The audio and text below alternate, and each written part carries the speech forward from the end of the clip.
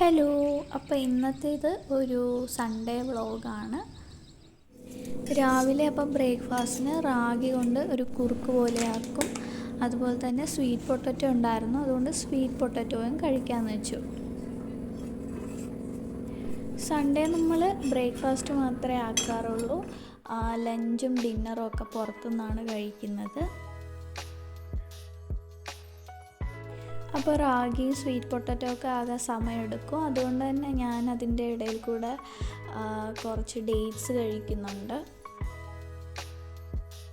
ഇപ്പോൾ ഡെയിലി ഇതുപോലെ ഡേറ്റ്സ് അല്ലെങ്കിൽ ബദാമൊക്കെ കുതിർത്തിട്ട് കഴിക്കാറുണ്ട്. അത് നമ്മുടെ ഹെൽത്തിന് നല്ലതാണ്.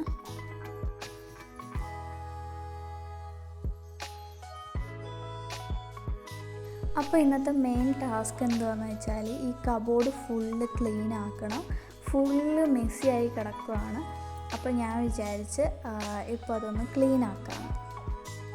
അതിൻ്റെ ഇടയിൽ കൂടെ തന്നെ എൻ്റെ പേനയും പെൻസിലൊക്കെ ഇട്ട് വെക്കുന്ന ഒരു ചെറിയൊരു ബോക്സ് പോലത്തെ ഉണ്ടായിരുന്നു.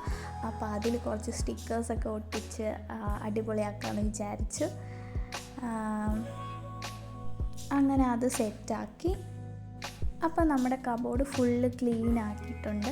ഇങ്ങനെ ക്ലീനായിട്ട് കാണുമ്പോൾ തന്നെ മനസ്സിനൊരു സന്തോഷമാണ്. അപ്പോഴേക്ക് ഉച്ചയായിട്ടുണ്ടായിരുന്നു. അപ്പോൾ നമ്മൾ പുറത്തുനിന്ന് ഫുഡ് വാങ്ങിയിട്ടുണ്ടായിരുന്നു. ചോറാണ് വാങ്ങിയത്. പിന്നെ അതുപോലെ തന്നെ ഈവനിങ്ങിൽ ഞാനൊരു സാലഡ് ഉണ്ടാക്കിയിട്ടുണ്ടായിരുന്നു.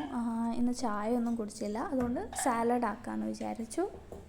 അപ്പോൾ സാലഡിന് വേണ്ടിയിട്ട് എടുത്തിട്ടുണ്ടായിരുന്നു ബീട്രൂട്ട്, ക്യാരറ്റ്, പിന്നെ അതുപോലെ തന്നെ ബനാന, പിന്നെ കുറച്ച് കേർഡ് ആഡ് ചെയ്തു. അതിൻ്റെ കൂടെ തന്നെ കുറച്ച് പോമഗ്രനേറ്റും കൂടെ ആഡ് ചെയ്യും കേട്ടോ. നല്ല ടേസ്റ്റാണ് കഴിക്കാനായിട്ട്.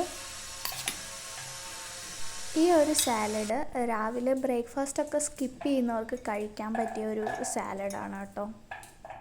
അങ്ങനെ സാലഡൊക്കെ കഴിച്ചു. പിന്നെ നൈറ്റായി. അപ്പോൾ നൈറ്റ് നമ്മൾ പുറത്തുനിന്നാണ് ഫുഡ് ഓർഡർ ചെയ്തിട്ടുണ്ടായിരുന്നത്, സൊമാറ്റോയിൽ നിന്ന്. നമ്മൾ മന്തി റൈസും അതുപോലെ പനീർ ബട്ടർ മസാലയും പിന്നെ പൊറോട്ടയും വാങ്ങിയിട്ടുണ്ടായിരുന്നു.